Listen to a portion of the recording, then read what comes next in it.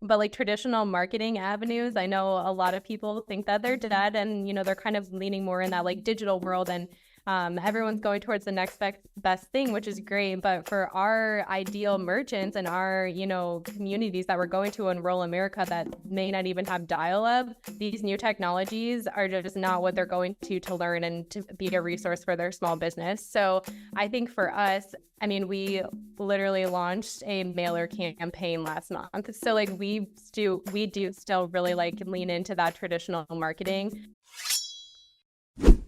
Welcome to Business Ninjas, brought to you by WriteForMe, where you'll hear from business leaders who are out there growing their business and slaying it every day.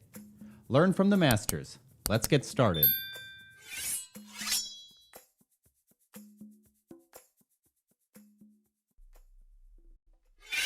Hey everybody, welcome back for another episode of Business Ninjas. I'm here today with Shannon McCann. She's the Director of Marketing, and Austin McNabb, the CEO and founder at VizyPay. Shannon, Austin, welcome to the show. Thanks for having us. Yeah, thank you so much. Yeah, excited to have you. So Shannon, Austin, why don't you both start and tell us a little bit about yourselves? So my name is Shannon McCann, like you said. I've been at VizyPay for coming up on 3 years, which is kind of wild. And I've had kind of a unique story to get here. So I was in corporate communications for a long time at a pretty large bank, a national bank, and was really looking for just honestly a change. And my husband actually was employee number 2 here. So I figured, might as well make the jump and just see if it's something that was for me and, we could kind of have fun with together. And I've been here ever since. So had kind of a unique story to get here, but I lead the marketing team, like I said. So we really focus on, we actually have 2 different brands. So we have our VizyPay brand, which really focuses on our services and our technology that we provide to small business owners. But then we also have our Look Local First brand, which was just built out of the idea of let's put some action behind what we're saying. So my job is to really oversee those 2 brands and just make sure that those kind of build and fit with VizyPay and our goals as a company. But as far as like a personal level, I live in Waukee, Iowa, which I love. I'm an Iowa State graduate, so go Cyclones if anyone is a Cyclone out there. I'm a mom to a little baby boy. But yeah, that's me. And to top it off, she has a family of entrepreneurs. Her mom and dad had 2 successful businesses they did. So she has it in her DNA, and it's kind of cool to have her watch us from the startup stage with, like her husband, Cloud, from number 2 employee till today.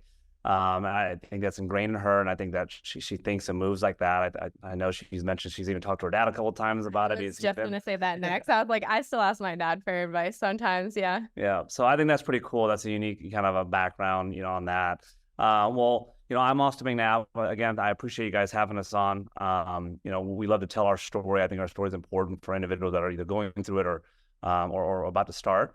But for me, just kind of some baseline stuff I always talk about, but I think I'm proud of it. My mom immigrated from Vietnam during the war, and she ended up having me later on in life. I'm not sure you want to call it a mistake, baby, or not, but she had me at 37, 38. I watched my mom really grind it out for 7 days a week for a long time, and with broken English, etc., her opportunities a little bit lower. I was selling egg rolls door to door at 12. I was selling candy door to door at 14. I was in telemarketing at 16. I was in retail by 17. And I found this industry about 18 and a half. So I've been doing this. I've been in the payments fintech world for about 20 years, a little bit over 20 years now. I live it. I breathe it. I basically was raised in it. I've seen every mistake that's happened in our business. I've made probably most of those mistakes at one point in time to learn from. And I watched successful people grow, businesses within the fintech payment space and successfully exit. And when we decided to start this in, April of 2017, I spent 11 years with a company as their number 2 employee for 11 years, watching them kind of get to where they're at. And I learned a lot of things that I would do and a lot of things I would not do. And when we opened the door to VizyPay, there was only 3 things I wanted to focus on, which was our company culture being number 1, transparency and being the voice for small business owners. And culture is one thing that I think we are definitely different in the fintech payments world.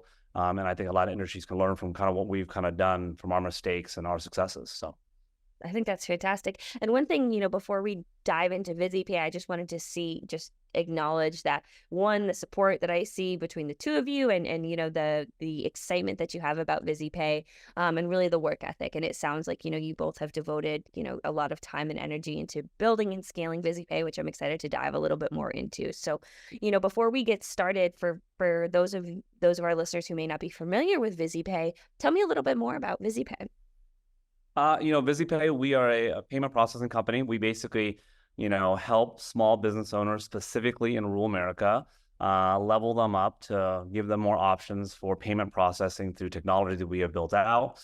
And we're giving them just more options in general that they don't have. A lot of the rural American businesses, Chicago's and San Francisco's and all these big towns are great. They're awesome places to be at. That's just not our focus. We want to be in Deer River, Iowa. We want to be in nowhere, Texas. We want to be in, somewhere in New Mexico that's not heard of. We want the small rural American towns, and we want to be able to get them to how they accept credit cards now from the consumer and level them up to the next technology. We believe that, rural American businesses are being left behind when it comes to payment processing technology, and they're getting less options because, some of these areas still have dial-up internet, for goodness sakes, right? So we want to get them from I always say we want to get them from the flip phone stage to the iPhone stage.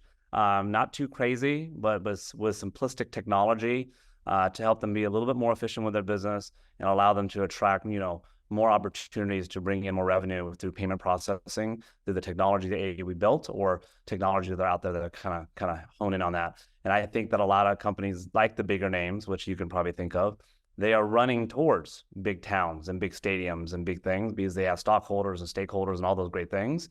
Well, we bootstrapped this company from scratch, so we have the ability to pivot like a speedboat.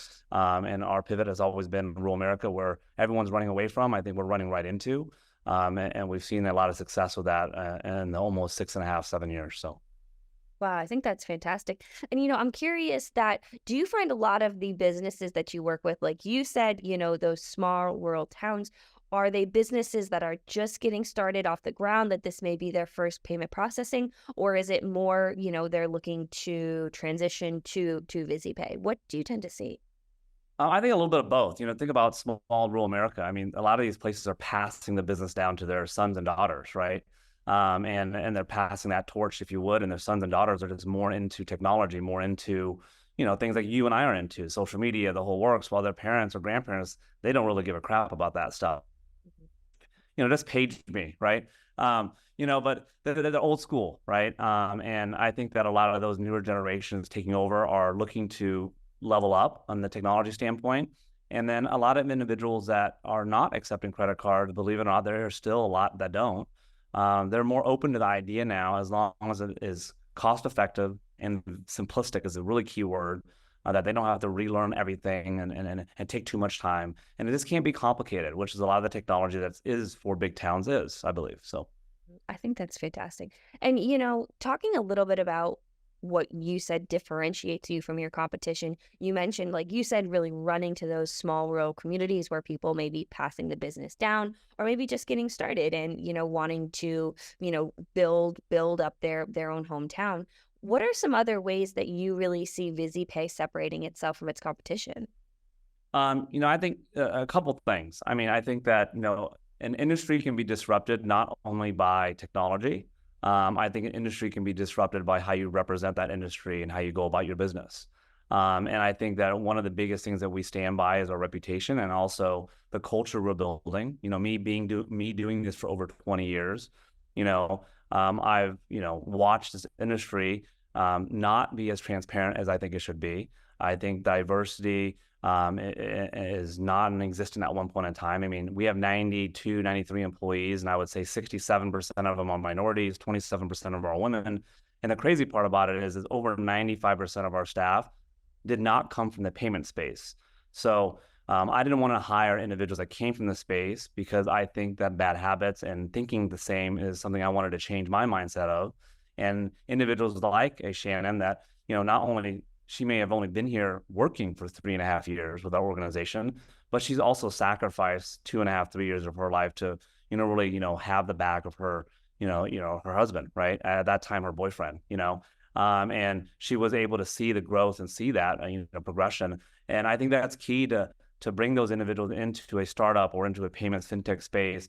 That is not the same old good old boys club. We're different. We march at a different beat. We avoid all outside noise, and we're very laser focused on our culture and how we actually represent the industry that we are fighting for every day, which is usually comes down to the rural American businesses, which are the small guy or the small gal that are their voices being smothered out by so many other people out there when it comes to big companies, that we don't want them to be smothered out. We need to have a voice for them. And I think that Shannon, being director of marketing, has taken the bull by its horns and ran with it since he's taken over. So yeah, I think to piggyback off that from like my world, the marketing perspective, I think one thing that really stands out is just consistency compared to competitors in our world.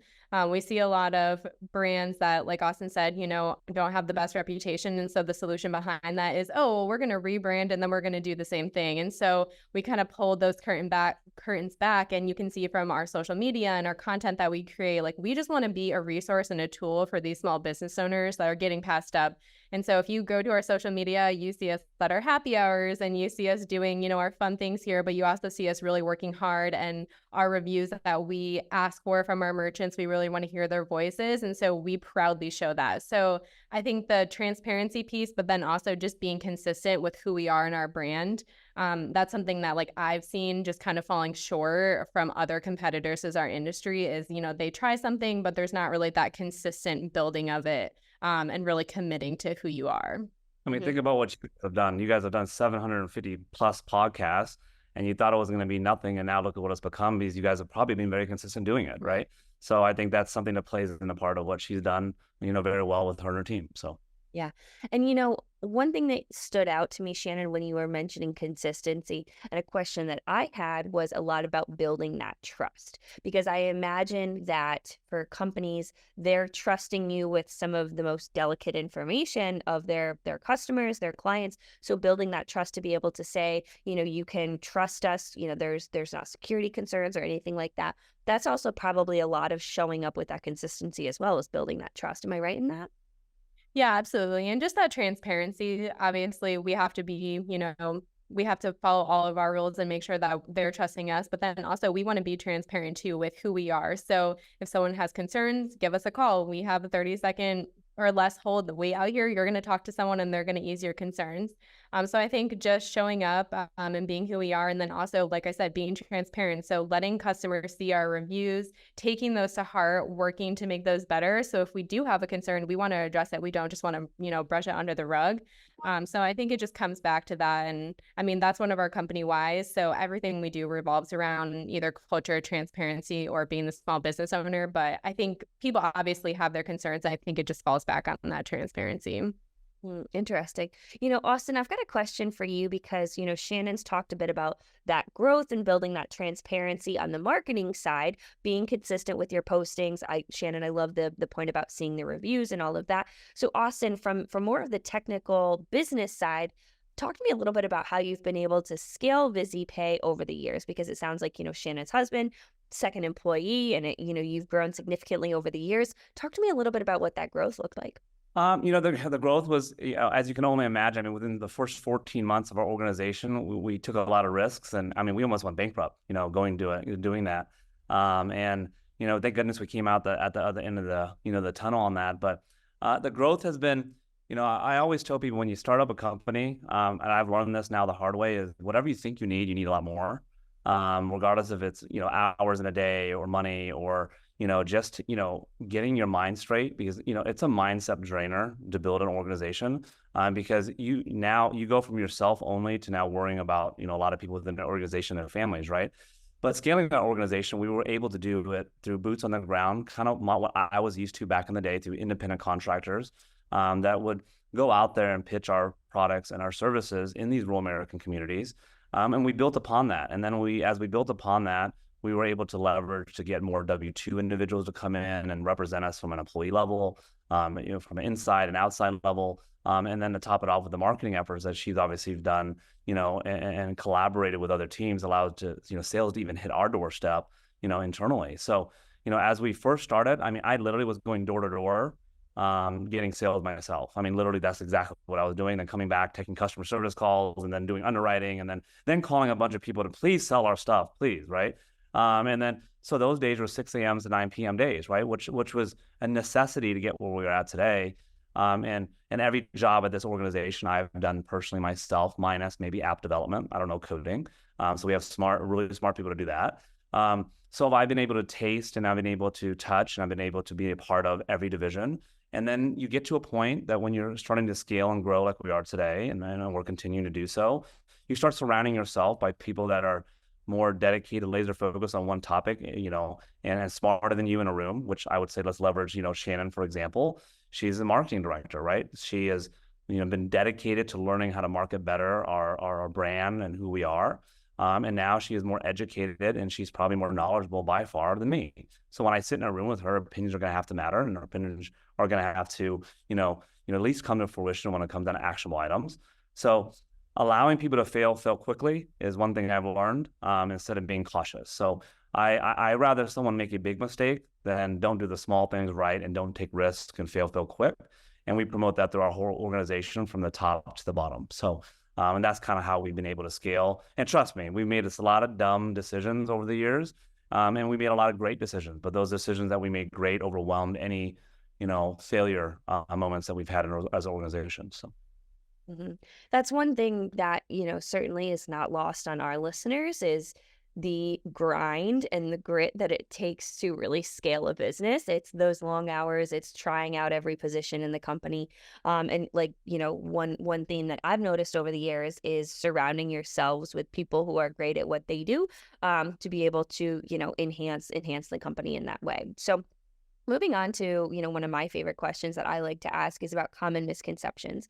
I think there's a lot of misinformation out there, really in every industry. But when we have industry experts on the line, I love to say, are there things that you see? Maybe it's in payment processing. Maybe it's in, working with small rural companies. Is there anything that comes to mind when I ask that question?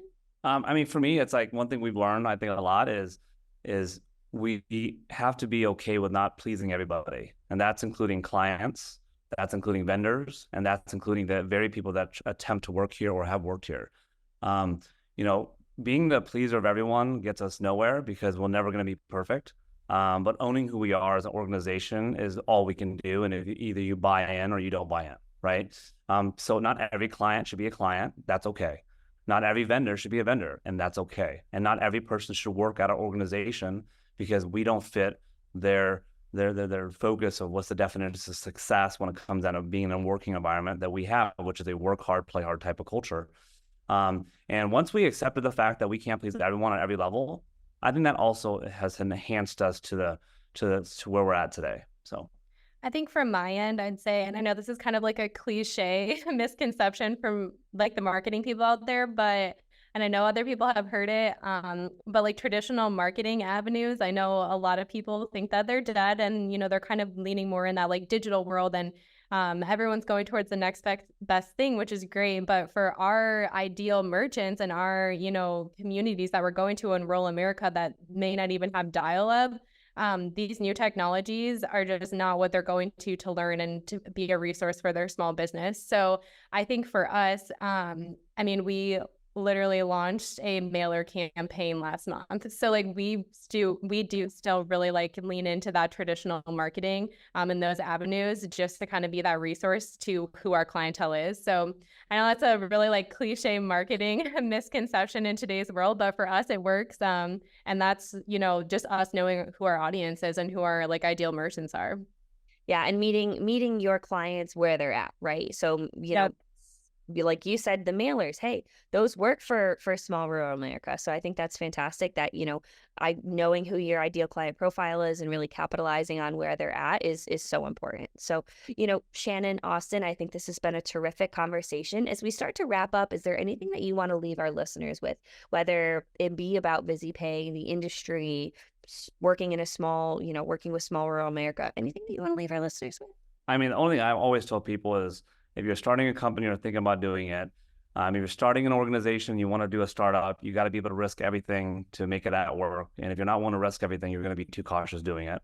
And number two is truly don't try to please everyone. because you'll find yourself more times than not in a bad situation if you do. You just have to own who you are and own the culture and the brand you want to have, and you need to roll with it. And then you need to basically focus on the niche markets that's you need to talk to, which is, she mentioned, like postcards. I mean, who does a postcard, right? So, but we have to do it because that's our clientele. So I'd say for me, if anyone is listening that, is not in the startup world, but is looking to make a change in their career, I think leaving like a more corporate setting to come to a startup was honestly one of the most incredible things I ever did. I've learned so much. I tell them all the time, like, I've learned more in 3 years than I did like my entire time. And not to say anything bad about, my previous job, because I loved my team and I loved what I did, but I just like the work that I get to do here, you learn and you always get to try something new. Like, I'm always pushed out of my comfort zone. So I guess if I could leave anyone from, debating that startup world, leave them with anything, just take the risk on it, because I don't think that you will regret it. I didn't. So